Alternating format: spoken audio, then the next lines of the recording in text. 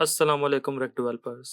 खुश आमदीद to code with Shami, जहाँ पे आप रेक्ट और जदीद वेब डेवलपमेंट के माहर बन सकते हैं। आज की वीडियो में हम बात करेंगे रेक्ट के एक अहम और सबसे ज़्यादा इस्तेमाल होने वाले हुक यूज़ फैक्ट के बारे में। चाहे आप रेक्ट के इब्तदाई सीखने वाले हो या अपने स्किल को बेहतर बनाना चाहते हो, ये वीडियो आपके लिए है। तो यूज़ फैक्ट हुक असल में क्या है? आसान अल्फाज में यूज़ फैक्ट हुक आपको अपनी फंक्शनल कंपोनेंट्स में साइड इफेक्ट्स को अंजाम देने देता है। लेकिन साइड इफेक्ट्स क्या हैं? साइड इफेक्ट्स वो चीज़ें जो आपके मौजूदा फंक्शन की हदूद से बाहर किसी चीज़ पर असरअंदाज होती हैं, जैसे कि डेटा को हासिल करना, डोम मैनिपुलेशंस या सब्सक्रिप्शन की तरतीब देना। आइए बुनियादी बातों से शुरू करते हैं। यूज इफेक्ट हुक को रेक्ट से इंपोर्ट किया जाता है, बिल्कुल यूज स्टेट की तरह। यहाँ इसके बुनियादी सिंटैक्स हैं। सबसे पहले क्या होता है कि आपने यूज इफेक्ट को कॉल करना होता है, रिएक्ट से गेट करना होता है, और इसी तरह जैसे यूज स्टेट को करते हैं, जैसे कि पिछली वीडियो हम देख चुके हैं। इसका जो सबसे बेसिक सिंटैक्स है वो ये है। सबसे बेसिक जो है वो ये है, जिसमें पहला आर्गुमेंट एक फंक्शन है जहां आप साइड इफेक्ट का कोड लिख सकते हैं। ये जो एक फंक्शन लिख पास किया है, आप इस पे साइड इफेक्ट का कोड कर सकते हैं।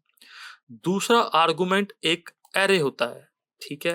इसमें क्या होता है, जिसमें डिपेंडेंसी शामिल की जाती है। ये फैसला करती है कि आपका अफेक्ट कब चलना चाहिए, ठीक है। ये बड़ी इंपॉर्टेंट बात है इसमें नोट करने वाली, कि ये डिपेंड करती है कि जो अफेक्ट है वो कब चलना चाहिए। जब आप फर्स्ट टाइम करोगे तो वन टाइम तो चलेगा ही चलेगा, ठीक है।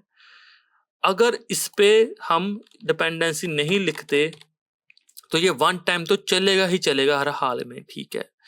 दूसरा सिनेरियो इसका क्या है, अगर तो इसको हम यहाँ पे नहीं डालते तब क्या होगा, तब ये तब भी चलेगा, लेकिन ये बार बार खुद चलेगा। जब भी कुछ स्टेट चेंज होगी ये खुद को रिकॉल करता जाएगा बार बार, ठीक है। तो ये एक अच्छी प्रैक्टिस नहीं होती। तो हम बेसिकली इसमें एक एरे पास करते हैं एम्प्टी। दूसरा सिनेरियो होता है कि अगर चाहते हैं कि बटन क्लिक हो और सिर्फ तब अफेक्ट चले, तो तब हम यहाँ पे कोई स्टेट पास कर लेते हैं। तो इसको भी फिलहाल ये थ्योरेटिकल है, इसको अब हम ही कमिट कर देते हैं, ठीक है। उसके बाद इसमें हम क्या कर सकते हैं, मिसाल के तौर पर अब आए एक और अमली मिसाल देखते हैं। यूज फैक्ट के लिए सबसे ज़्यादा इस्तेमाल होने वाली जो चीज़ है इसमें, वो है डेटा को हासिल करना। तसव्वुर करें कि आप चाहते हैं कि आपका एक कंपोनेंट लोड होने पर एपीआई से यूज़र डेटा हासिल किया जाए। यहाँ है कि एक आप कैसे कर सकते हैं, ठीक है। तो ये कोड आप दे सकते हैं। इस कोड की फंक्शनैलिटी समझाता हूँ मैं आपको। सबसे पहले हमने साइड इफेक्ट यहाँ पे पास किया। साइड इफेक्ट जो कोड है वो हम यहाँ पे पास कर चुके हैं, ठीक है। उसके अंदर एक असिंक्रोनस फंक्शन है, ठीक है, जो क्या करता है, असिंक जो फंक्शन को असिंक करता है, ठीक है। उसके अंदर क्या हो रहा है, सबसे पहले हमने एक फैच यूज़ किया जो कि जावास्क्रिप्ट का बिल्ट इन फीचर है।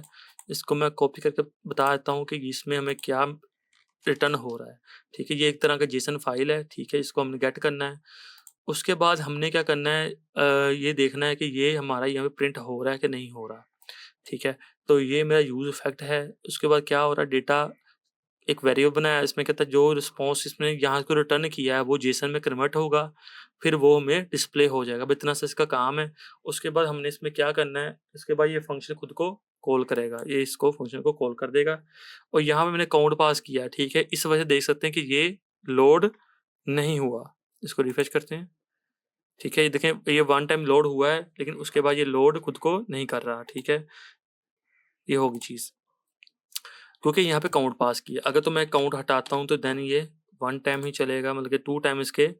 अगर तो इसको मैं पास नहीं करता यहाँ पे, देन क्या होता है, देख सकते हैं ये मेरा फिर भी टू टाइम ही चला है।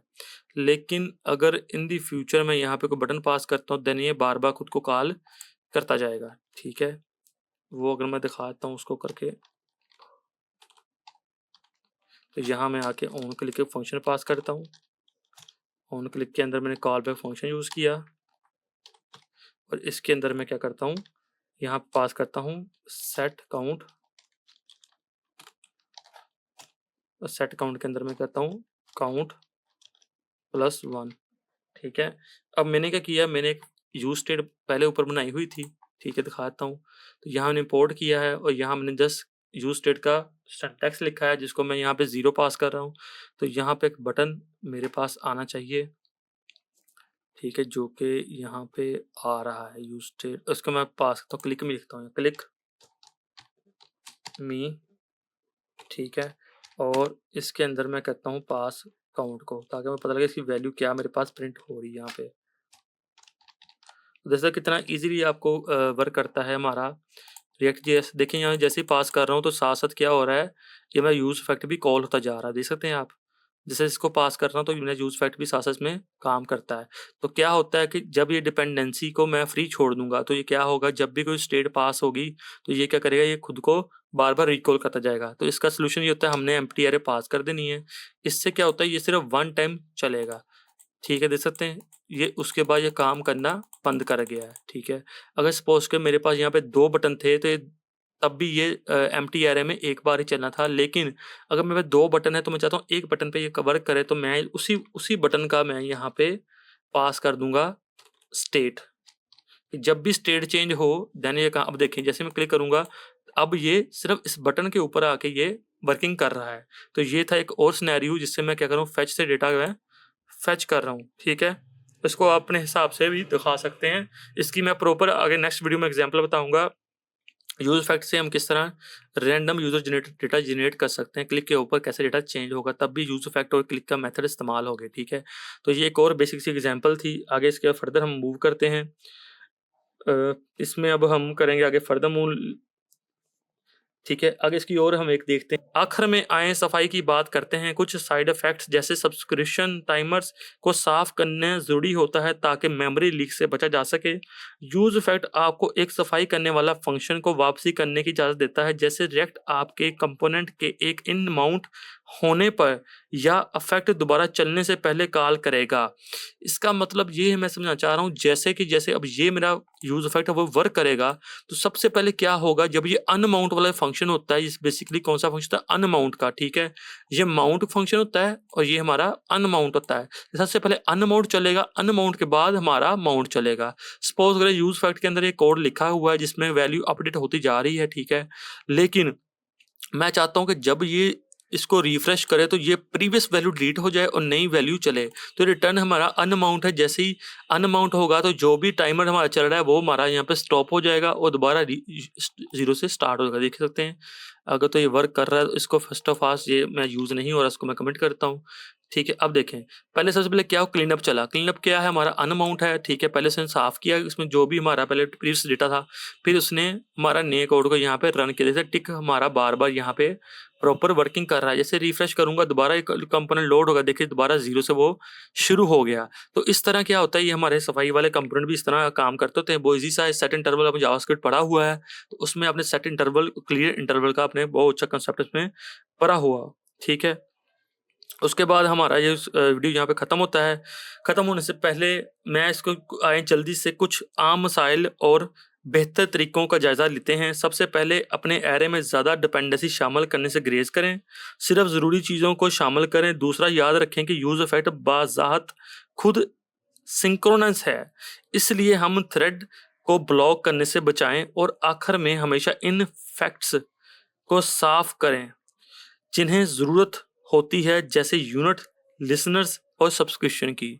इसका मतलब थोड़ा डिटेल में आपको डिफाइन करता हूँ मैं, कि पहली बात तो डिपेंडेंसी में ज़्यादा आपने स्टेट पास नहीं करनी, ठीक है, उसका कोई इशू आता है। दूसरा बात ये तो use effect by default synchronous काम करता है, ठीक है। अगर इसमें मैं 1 मिलियन लूप चला देता हूँ, ठीक है, तो उससे क्या होगा कि मेरा जो पूरी पूरी साइट है वो डाउन हो जाएगी और यूजर से बैड इम्पैक्ट पड़ेगा, ठीक है। इसका सोल्यूशन क्या होता है, ऊपर वाली जो वीडियो, ऊपर वाला मैंने जो बताई थी मिसाल ये वाली, इसमें मैंने क्या किया था, मैंने इसमें असिंक्रोनस यूज किया था ताकि ये इसको बाय डिफॉल्ट असिंक कर दे, ताकि मेरे जो फंक्शन वर्क कर रहा है, अंदर फंक्शन वर्क कर रहा है, वो पूरी की पूरी साइट को डिले ना दे और प्रॉपर इसमें वर्क करता जाए, ठीक है। तो ये इसके कुछ मैंने प्रोज एंड कॉन्स बताए हैं। उसके बाद हमारा यहाँ पे वीडियो खत्म हो रहा है। इसके साथ ही यूज इफेक्ट हुक हमारी बात खत्म होती है। मुझे उम्मीद है कि इस वीडियो ने आपको रिएक्ट के प्रोजेक्ट्स में यूज इफेक्ट का मौका इस्तेमाल करने में मदद दी होगी।